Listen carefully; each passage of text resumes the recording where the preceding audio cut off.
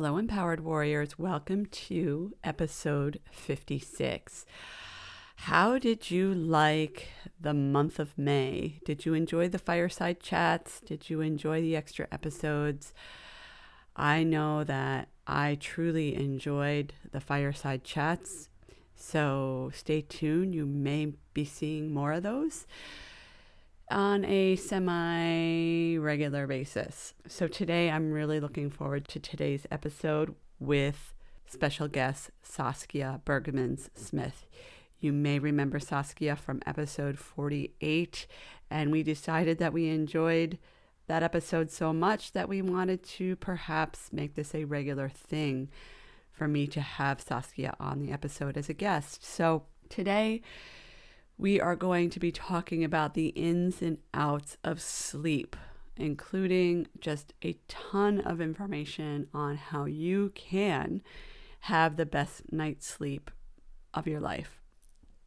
And as you probably are already aware, sleep is a problem for many people. There are so many of you out there who do not sleep well, who do not sleep enough, who do not get the quality, nourishing, restorative sleep that our body needs in order to function.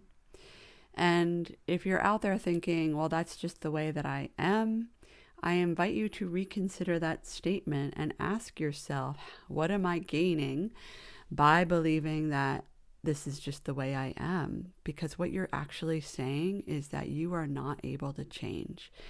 And human beings are one of the most flexible creatures ever. And I invite you to listen to this episode and discover for yourself how it is that you can personally have great sleep at any age, no matter what time it is, no matter what it is that you're going through. There are always ways to improve the quality of your sleep. So warriors, stay tuned. Welcome to the Empowered Warrior Podcast. My name is Angela Noel, and I am an intuitive coach, acupuncturist, and Chinese herbalist. This podcast is all about empowerment, meaning how you can maintain your personal power in order to have the best life beyond your imagination. An empowered warrior is someone who has the identity of a person who is healthy, radiant, and free from all suffering, and has the tools ready and available to move through life's obstacles with confidence, ease, and a sense of freedom. In this podcast, I bring over 16 years experience in Chinese medicine, countless years of self-development, and a passion for helping others find their personal power. I will be discussing just a few of my favorite topics regarding health from a Chinese medicine perspective, brain habits, and spirituality, so that you can quickly pave your pathway to freedom and be free from the chains that have kept you stuck. My intention with this podcast is to serve as a guide for warriors who want to form a healthy foundation of body, mind, and spirit, and sustain it by changing who they are being from the inside and having a stronger connection to their higher selves. My goal is to help students end the unnecessary suffering that they place on themselves by having poor health habits, negative thought loops, and a lack of self-worth. I am so happy that you're here.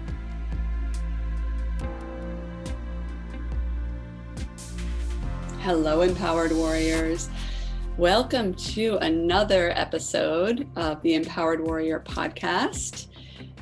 As you know, I am Angela Noel, and you may remember from episode 48, I had Saskia Bergmans Smith with me as a guest, and the podcast is performing so well. People really seem to resonate with the message that we delivered, that we decided, and we also loved each other's company and the synergy, that we decided, hey, why don't we make this a regular thing? So Saskia, welcome back to the podcast.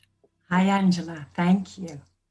So good to see you again. I'm really looking forward to this conversation. So what we decided to do was we're just going to convene on a regular basis and talk about our favorite topics or whatever is coming through that we feel needs to be delivered and heard at that particular time. So if you're out there listening and you're thinking, I really would like to hear Angela and Saskia talk about this, feel free to reach out to us. I am Angela Noel on Instagram, and Saskia, you are Saskia B. Smith on Instagram. So thank you. And yeah, I'm really excited to dig in. We're going to talk today about sleep. Yay.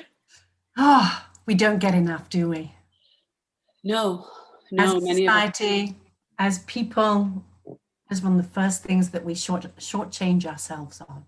Yeah, it's so true. And, you know, we talked about a couple of possibilities for this episode today. And even before we chatted offline, before pressing record, we were wondering, should we still talk about this? Because it seems like everybody talks about sleep, right? Especially if you're in the health space. But I don't know that it's a topic that we can talk about enough right now.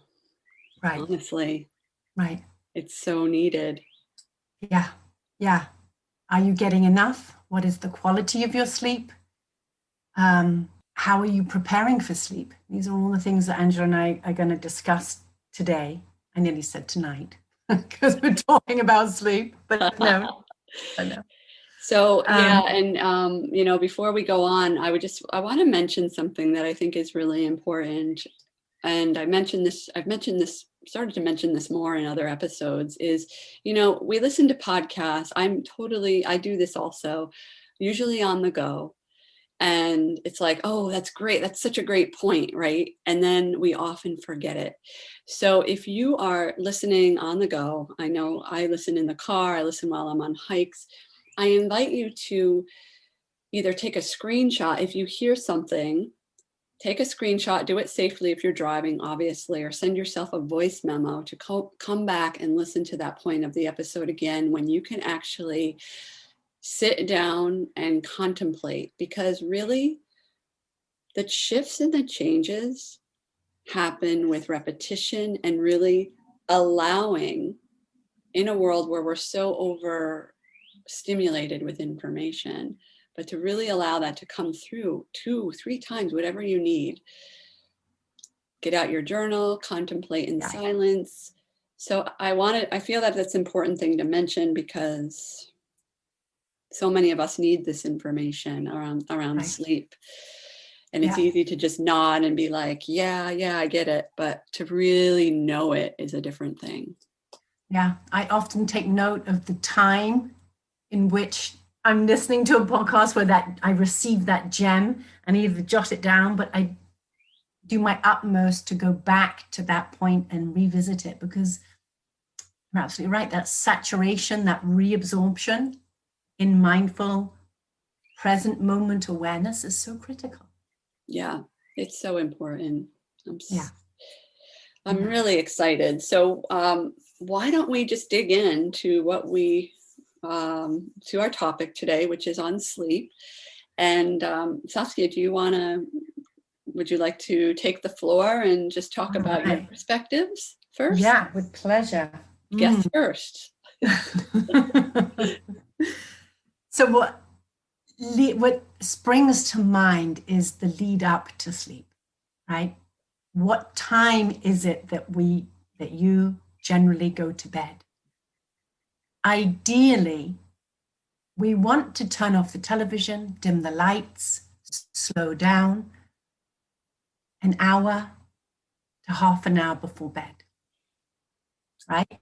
And especially if you have other family members, if you have teenagers, just the suggestion of the dimming of the lights tells them we're quietening down now, right? So if someone's still out and you don't want them coming home to a dark, empty house, just the fact that they're entering into the house with lights on but dimmed is again setting the tone of, we are already asleep. Please be respectful of your energy output when entering the house.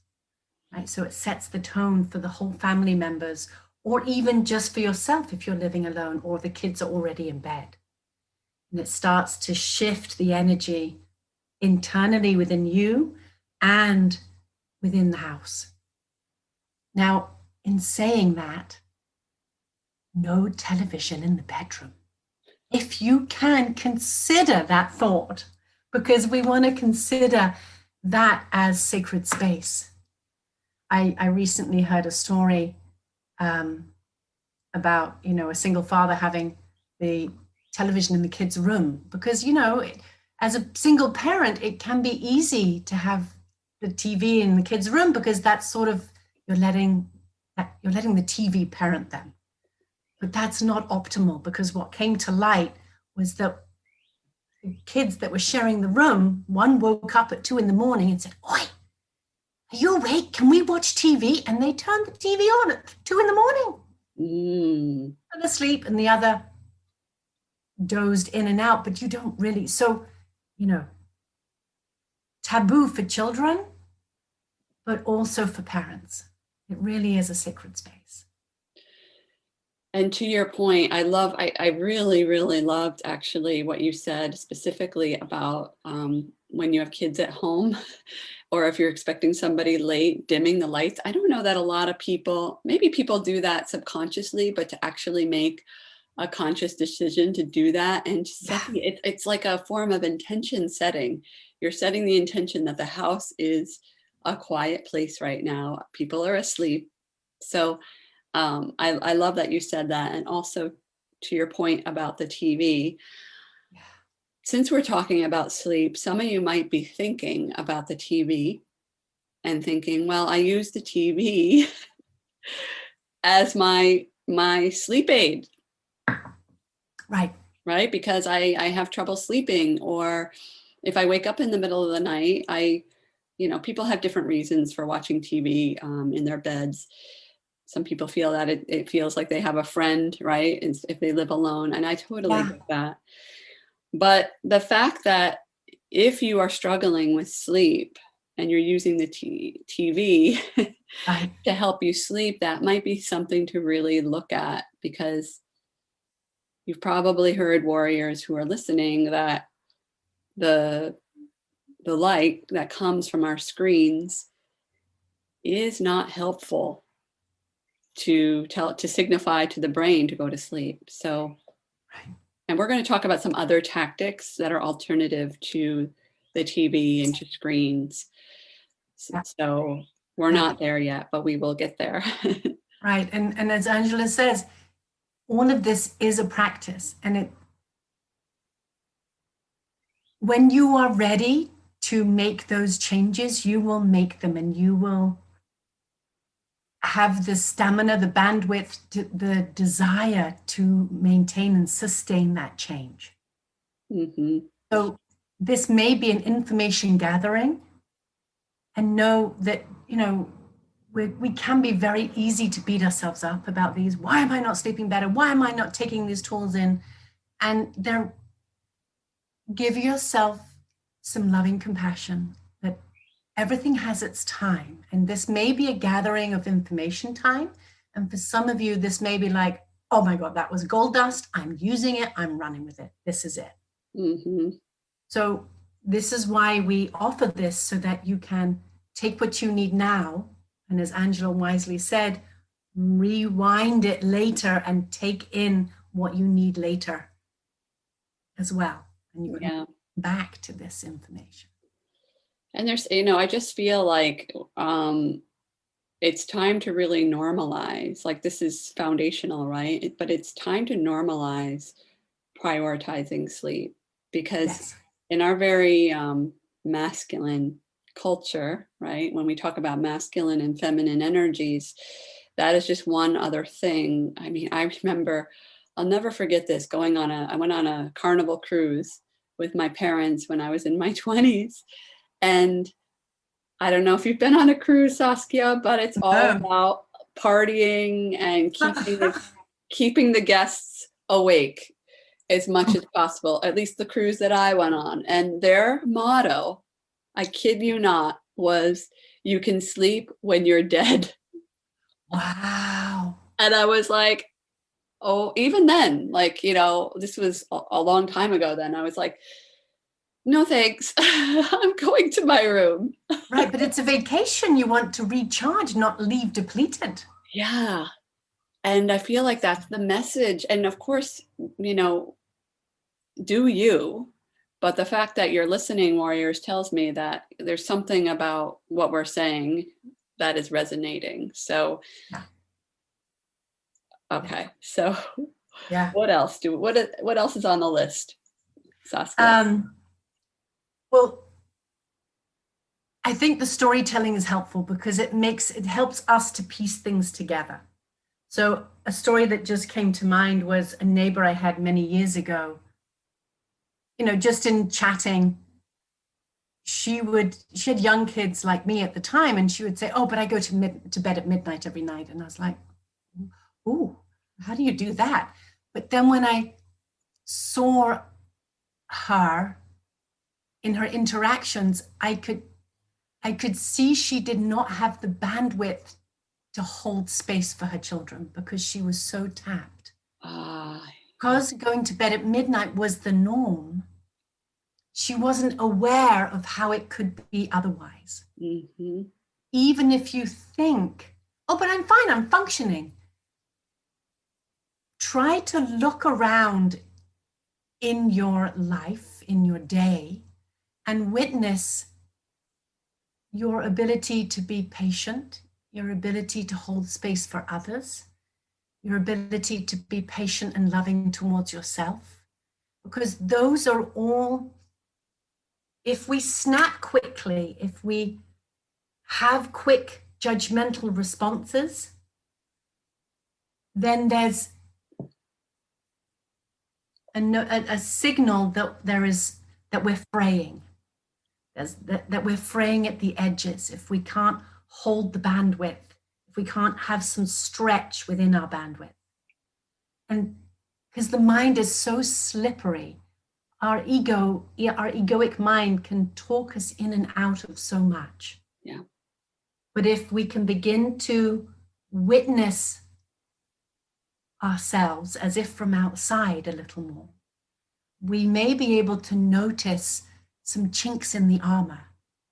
And with that humility, we can begin to make change and say, "Oh, I wasn't actually very nice.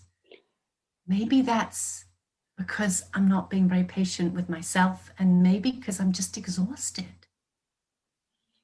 And just realizing that is what exhaustion does. Yes. It doesn't allow us to hold the space for others, let alone ourselves. And as I said, it's become our baseline. So we don't always recognize that life could be richer and that life could be more rewarding and more joyful. And when we actually do choose to go to bed half an hour, 15 minutes earlier, that actually could make a significant impact, a positive impact in our life. Huge impact. Yeah. And a lot of people resist change because they believe the story that they tell themselves that it's going to be hard or it's going to require a lot of effort. But what you stated about, even if it's 15 minutes, right? Even a workout. I know we're not talking about working out, but that's another thing that often gets people tripped up is, oh, it takes too much time. But it doesn't have to take that much time, especially when you're starting. It's all about the baby steps and putting one foot in front of the other. And I also want to mention something that I started implementing. I heard from one of my mentors that has worked beautifully. And maybe some of you out there have heard it. I only heard about it recently, but it's called HALT. Have you heard about HALT? No, tell me more. So when you're feeling, like you don't have the bandwidth, when you're feeling irritable or whatever the, negative emotion where you feel like you literally can't hold space for not just anybody else, but even yourself, halt, stop what you're doing, and go through it's an acronym. Hungry. Am I hungry? Am I angry? Am I lonely? Or I'm tired? And sometimes it could be just one, sometimes it could be two or three, or sometimes it's all four. So, and when it's all four, I've definitely been there. It's an opportunity to really step into what I suspect we're going to probably be talking more about is just self-care. Like, what is it that I need? Do I need to eat? Is my blood sugar down? Am I hangry? Am I angry? Whatever, and I feel like that really covers all the basis for taking care of ourselves when we're just not feeling good. And it doesn't have to take that much time. Again. Yeah. Those incremental steps are huge. Yeah. And they are baby steps. And that's what makes it palatable. And that's what begins to create the change. Absolutely. Yeah. I would love to actually, and I know we have other things on our list. Hopefully we'll get to most of them, but I feel like there's a really important aspect that people listening, the moms out there, people who are caregivers of some kind, who are responsible for other people. And if they're out there listening, saying, that's really great, because that's one thing, that I feel comes up with me sometimes is I'm not a parent, right? Right. So as a parent, I'm curious if you could speak to that, Saskia, like, for those of you that are thinking I could never do that because I have kids or I'm responsible for other people. Do you have any suggestions for that group of people on taking care of yourself? Yeah. One of the important factors is, do you know what area is the most dissatisfying right now? What area are you willing to put time and effort into shifting? And honestly, this is why the sleep is critical. That sometimes when we feel we don't know which way to go, the sleep is most important, because on those days where I'm feeling overwhelmed and I feel like I can't even make a decision as to what needs to happen next, or what I know I need to, you've got the list of 5 things that need to get done, and they didn't get done that day, and you feel heavy and you're like, oh God, I still have to do all this stuff, and how am I going to get it done? It's like, you know what? Go to bed. You will feel that you can take a more grounded or centered, it will be clear tomorrow morning what it is I need to do. So even if it's like, sometimes I catch myself and I'm like, it's 8 o'clock. There's no way I'm going to bed now, or 9 o'clock. Or when I speak to my family, I'm like, I was in bed by 9:30. They are flabbergasted. 9:30? I mean, that's a ridiculously early hour to go to bed for my parents and for my family. And I'm like, yeah, it was a little early for me too, but I needed it. And witness the resistance, but also witness, is this really what my body needs right now? And asking the body rather than the mind. An important factor that I'd like you to look at in the next week is that, at nighttime when you're sitting on the couch and you notice that dip, sometimes you can barely keep your eyes open. That is your signal to go to bed. Don't be cautious of napping on the couch or trying to push through it, because those windows are normally about 15 to 20 minutes. And that's the body's signal of, now it's bedtime. And this is where the ego is like, no, but I'm so comfortable on the couch. That means I have to brush my teeth, and that means I have to get into my pajamas, or whatever it is, that story that surfaces. But try just to act upon it without any other, just witnessing the dialogue. Just try not to engage in it, and just go on autopilot. Get up, There'll times when you will do this, there will times that you won't. But try to just act on it. Get up, turn the TV off if you're still watching it, or if you're trying to push through finishing something off, don't. Just leave it be. Or if you know it's going to be within three to 4 minutes, fine, finish it off. But act upon that signal of the body, because then we're listening to the wisdom and the innate signals of the body. And that's what we want to do. I know we're not talking about eliminations of the body, but that's the same. How often do we hold our pee? We need to listen and honor the signals of the body and act on them. And what you just described is basically the foundation, or the system or way of forming new habits and letting go of old habits. You're literally telling your habit brain, your ego, the one that wants to keep you safe and snuggly, right? Talk to the hand. We're not having this conversation anymore. And you go on and you do what you want to do, which is go to bed in this situation. But you can apply that same methodology with junk food. Yeah. Or if you're trying to give something up, or if you're trying to go to the gym and your habit brain is sitting there telling you not to do it because you're tired or whatever the excuse is, that is how it's done. And I love what you said about the couch. I think that's really relatable. Right? Right? Because it's so comfy. It's snuggly. And I know I'm so guilty of, oh my gosh, I watch my parents, oh man, falling asleep on the couch every single night. And that is just one thing that I'm like, I still do it once in a while, because sometimes watching a good TV show under the blankets is so cozy, but I'm like, nope. Turning the TV off. I don't care that it's not done. My husband is like a big fan. Like, we got to finish this movie. No, we don't. Well, you can finish watching, but I am going to go to bed because I need to go to sleep right now. Right. And he'll either come with me or he'll keep watching.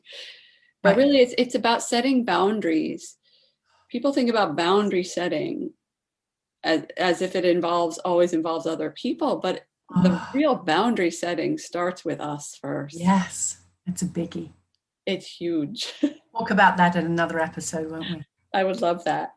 Yeah. So, but speaking of that cuddly couch, that's that hack that we spoke of, that it goes off half an hour before bed. So we don't get into that slippery slope of negotiating, leaving that cozy place. Yes. Oh, that's beautiful, actually. Right. So it's that honoring of, so this is part of the intention setting. What time do you go to bed now? And can you, unless it's already 9:30 or 10 o'clock, can you move it forwards 15 minutes, 30 minutes? And just start with that. And you may want to just observe for the next 3. Some of you will be like, yep, I'm taking this action on right now and I'm making the change. But others of you, witness. What time do you go to bed? Is it even consistent? Or is it 11 o'clock one night? Is it midnight one time? Is it 10:30 one time? Is it even consistent? And if it is consistent, move it forwards 15 minutes, 30 minutes, 20 minutes. If it's not consistent, choose a time.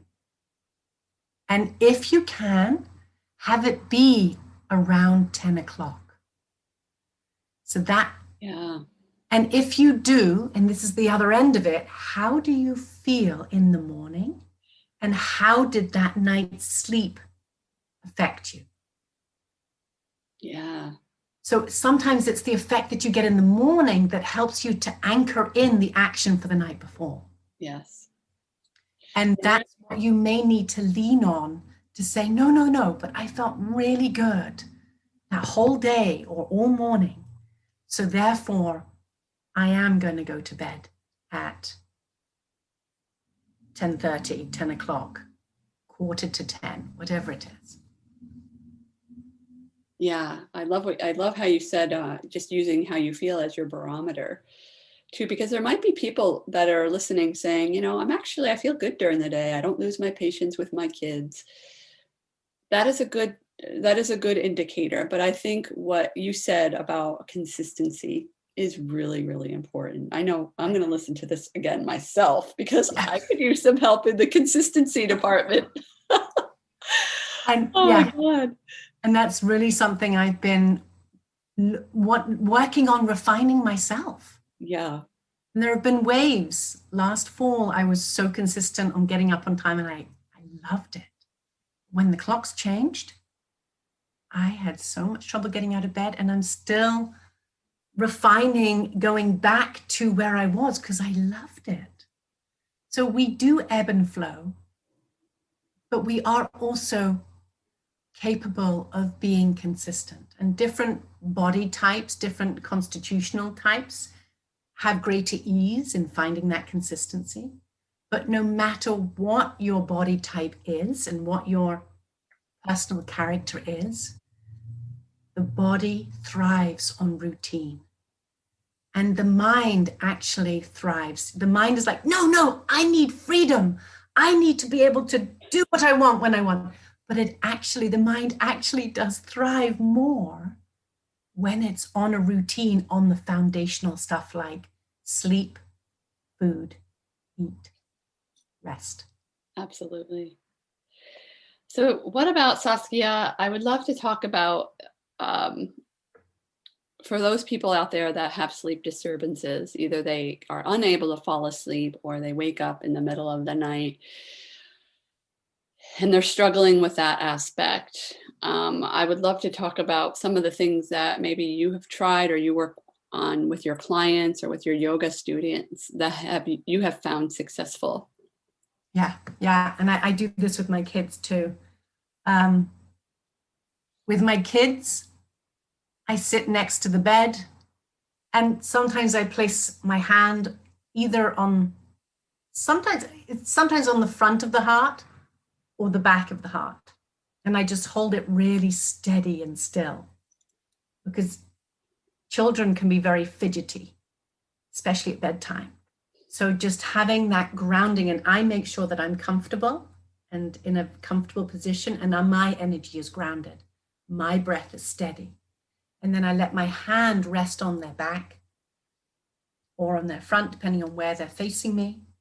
And I keep that very steady, and I allow my grounding to transmute through my hand onto them. And then I say, slow, steady breath in, and a long, steady, even breath out. And I just continue to speak in a soft tone, gently back and forth. And for myself, I don't necessarily use those words, but I use those actions. And sometimes I place my hand on my heart, or I just let you in on a little something. I sleep with a bolster because I'm a single woman, and it's nice to have something to lean against sometimes at night. So warriors out there, if you are single, I have one of my old yoga bolsters in my bed next to me. And it's more energetic. I don't necessarily go to sleep cuddling it, but it's just the sense of something's got my back. And it, for me, it's spirit, if you would. The divine has got my back, which it does for all of us. But in bed at night, it gives me comfort, really is what it does. It gives me comfort. And sometimes in the middle of the night, I roll over and I cuddle into it and I lean onto it. And it's comforting to me.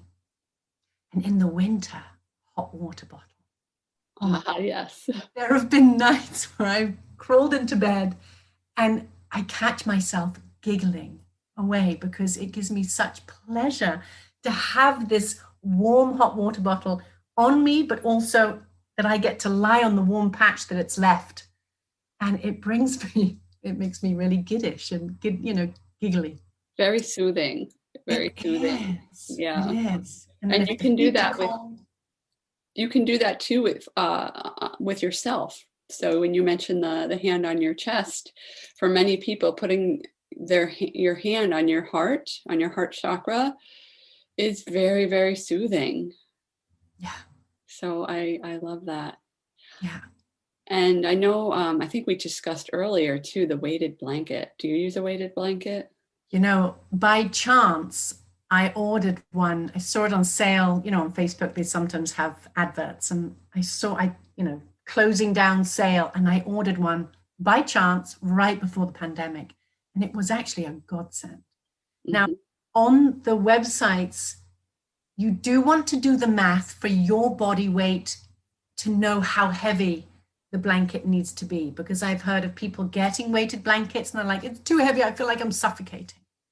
So you do need to take that extra step to buy the right weight of blanket appropriate to your body weight. But it is very calming and soothing for the central nervous system. Have you been to the dentist chair when they put the weighted blanket on you for x-rays? That's probably the only thing about the dentist I love is the weighted blanket for x-rays. And I Right. have one, and I actually keep it on me all through the summer with a So do fan. I. I love, love, love my weighted blanket.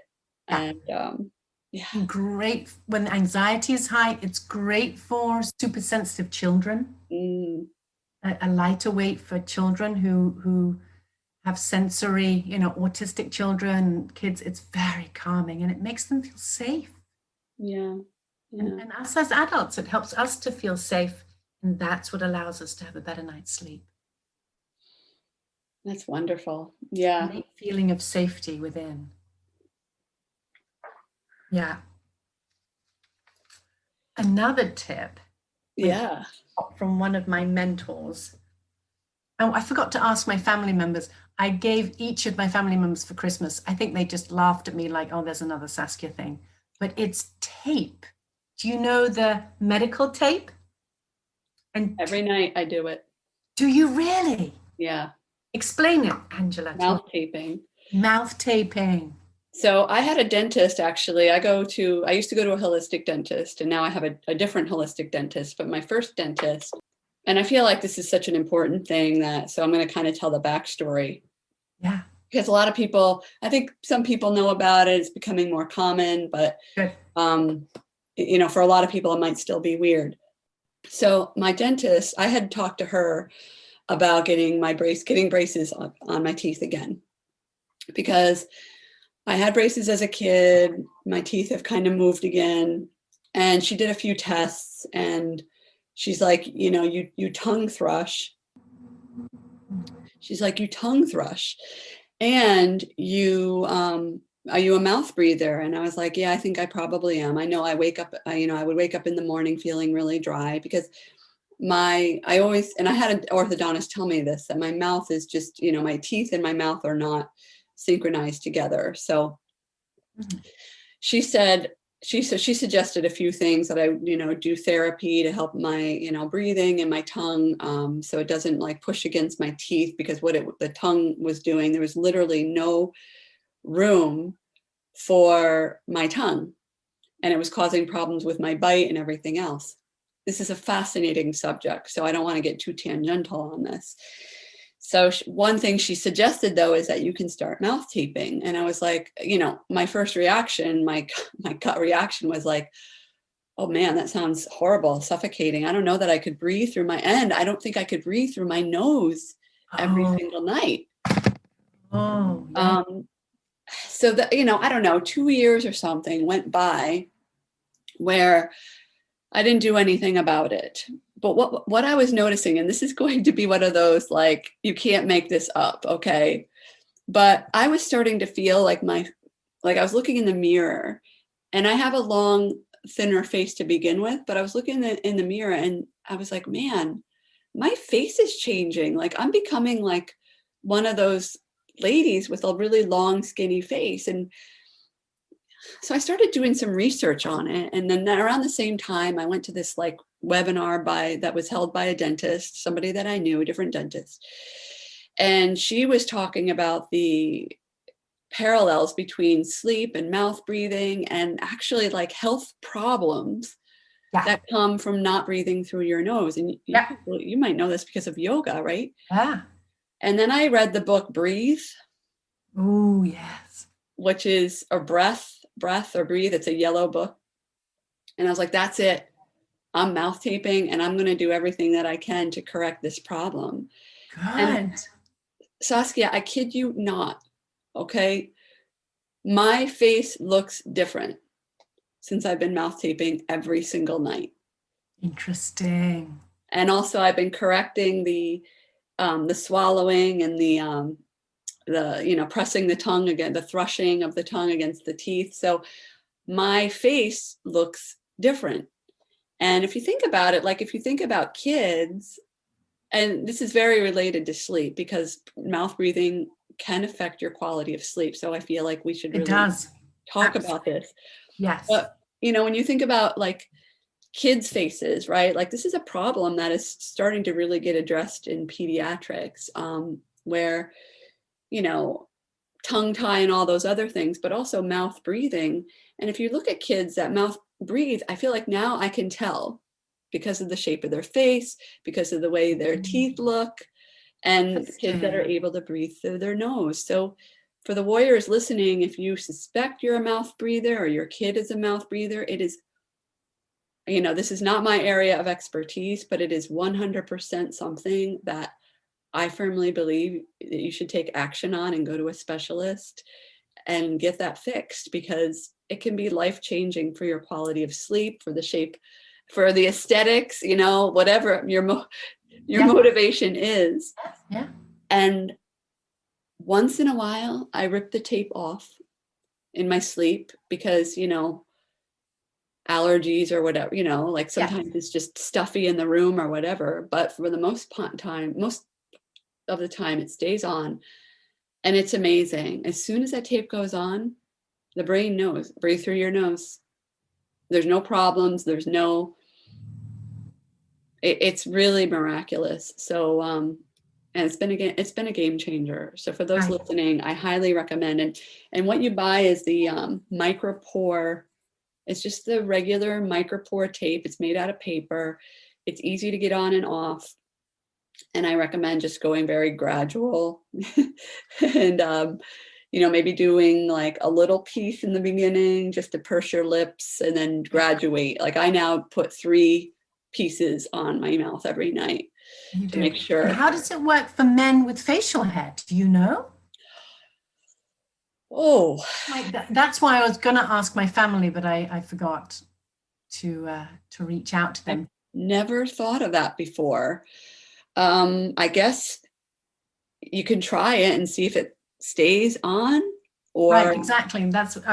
So warriors, let us know if you know anyone if you have any tips for those with facial hair, because we can't speak to that. I can't speak to the facial hair, and my husband has some, but he's not.